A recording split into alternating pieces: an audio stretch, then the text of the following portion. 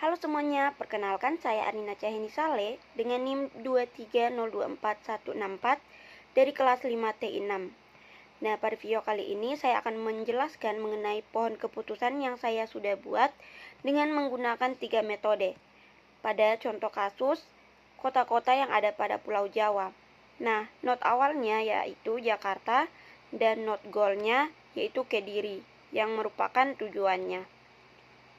Pada metode yang pertama, depth first search. Nah, metode ini bekerja dengan prinsip menyelam sedalam mungkin terlebih dahulu, baru melakukan backtrack ketika sudah tidak ada cabang yang bisa dilalui. Nah, kalau kita ibaratkan seperti menjelajahi gua, DFS akan terus berjalan ke lorong paling dalam dan baru kembali ke percabangan lain kalau sudah mentok. Nah, dalam kasus ini kita akan mencari rute dari Jakarta menuju Kediri.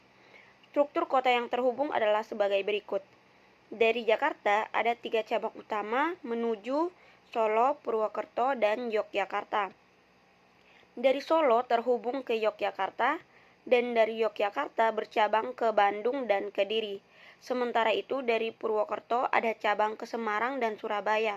Sedangkan Yogyakarta di luar cabang Solo juga memiliki koneksi ke Bandung, Kediri, dan Surabaya. Nah, langkah-langkahnya kita mulai dari Jakarta. DFS akan mengambil cabangan pertama yang ditemukan yaitu ke Solo. Dari Solo akan lanjut menyelam lebih dalam ke Yogyakarta. Dari Yogyakarta cabang pertama yang ditemui adalah Bandung karena DFS selalu mengikuti jalur paling dalam terlebih dahulu. Algoritma bergerak ke Bandung. Nah, di Bandung sudah tidak ada jalur yang menuju ke Kediri atau kota lain sehingga pencarian mentok. Maka DFS akan melakukan backtrack atau kembali ke node sebelumnya yaitu Yogyakarta. Setelah kembali ke Yogyakarta, DFS melanjutkan ke cabang berikutnya yang belum dieksplorasi yaitu Kediri. Nah, di sini algoritma menemukan tujuan atau goal sehingga pencarian berhenti. Nah, jadi urutan kota yang dikunjungi adalah Jakarta ke Solo, Solo ke Yogyakarta, Yogyakarta ke Bandung, Bandung balik lagi ke Yogyakarta, nah Yogyakarta ke Kediri. Nah, selanjutnya saya akan menjelaskan metode breadth first search atau sering disingkat BFS.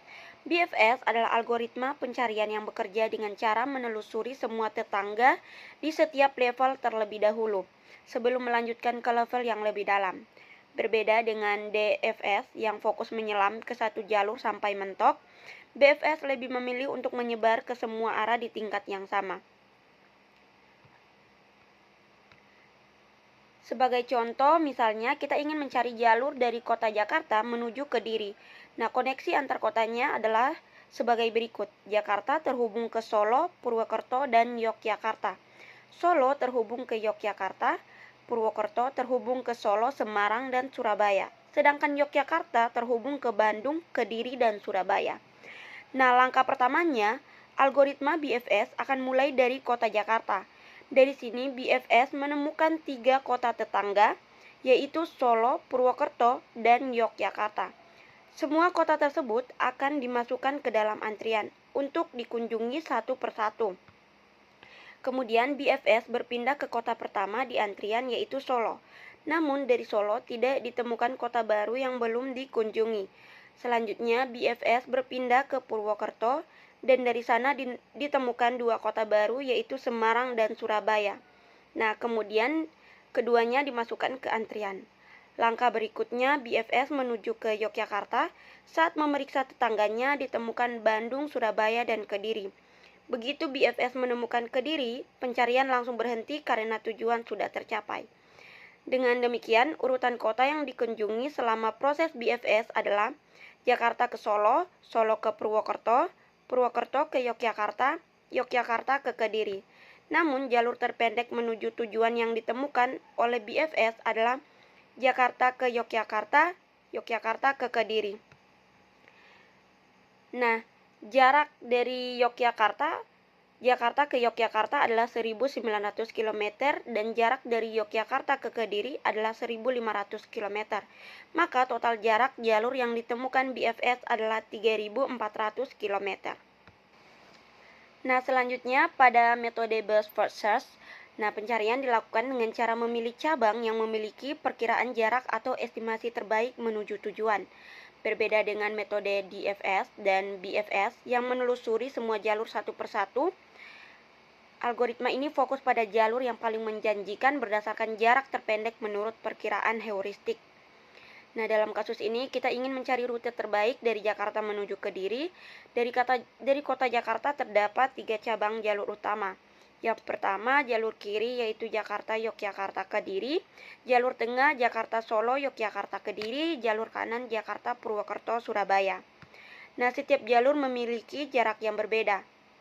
Dari Jakarta ke Yogyakarta berjarak 1.500 km. Nah, setiap jalur memiliki jarak yang berbeda. Dari Jakarta ke Yogyakarta berjarak 1.500 km, Jakarta ke Solo 1.000 km, dan Jakarta ke Purwokerto 800 km. Jadi kita lihat sekilas Purwokerto tampak paling dekat sehingga pada awalnya algoritma menilai jalur kanan sebagai pilihan terbaik. Namun setelah sampai di Purwokerto ternyata tidak ada jalur langsung menuju Kediri. Jalur berikutnya hanya menuju Surabaya, yang justru lebih jauh sekitar 2.700 km tambahan. Artinya total jarak jalur kanan ini menjadi sekitar 3.500 km sehingga tidak efisien. Selanjutnya, algoritma mengevaluasi cabang berikutnya yaitu Solo. Dari Jakarta ke Solo berjarak 1.000 km, dan dari Solo menuju Yogyakarta 1.000 km lagi. Lalu dari Yogyakarta ke Kediri 1.500 km. Jika dijumlahkan, total jarak rute tengah ini menjadi 3.500 km. Meskipun memungkinkan mencapai Kediri, jalur ini tetap lebih panjang dibandingkan jalur kiri. Terakhir, algoritma menilai jalur kiri yaitu Jakarta-Yogyakarta Kediri. Jarak dari Jakarta ke Yogyakarta adalah 1.900 km dan dari Yogyakarta ke Kediri 1.500 km. Sehingga totalnya menjadi 3.400 km. Karena jalur ini memiliki total jarak paling pendek dan langsung menuju tujuan, BFS akan memilih jalur kiri sebagai rute terbaik. Dengan demikian, urutan langkah yang akan diambil algoritma adalah: yang pertama, menilai semua cabang dari Jakarta. Kedua, memilih yang terlihat paling menjanjikan. Ketiga, menyadari bahwa jalur itu tidak langsung menuju Kediri. Keempat, mengevaluasi kembali dan akhirnya menemukan bahwa jalur Yogyakarta lebih efisien. Maka hasil akhirnya adalah Jakarta-Yogyakarta Kediri dengan total jarak 3.400 km. Nah, mohon maaf, total jarak dari DFS yaitu 5.500 dihitung dengan backtracknya atau kembali. Sekian dari saya, terima kasih.